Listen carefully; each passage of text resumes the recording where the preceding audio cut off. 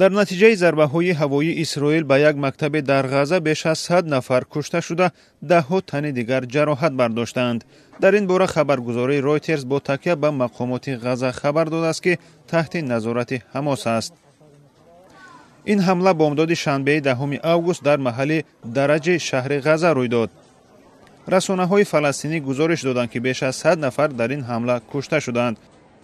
сухангӯи оҷонси дифоии мадании Ғаза, ниҳоде ки зери назорати Ҳамос аст, гуфт, ин мактаб маҳалли сукунати оварагони фаластинӣ буд ва 3 мушак ба он партоб шудааст.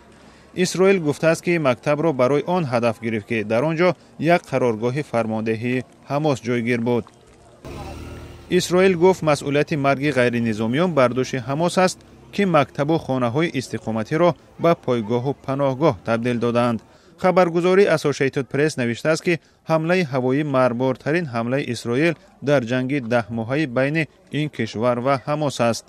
дар мактаб фаластиниёне зиндагӣ мекарданд, ки ба сабаби ҷанг хонаҳояшонро тарк карда буданд.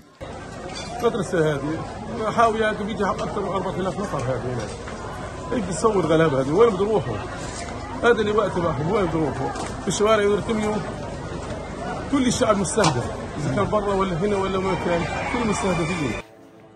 شاهدان گفتند که نیروهای اسرائیل بدون یگان آگاهی و هنگام نماز بامداد به مکتب با موشک ضربه زدند.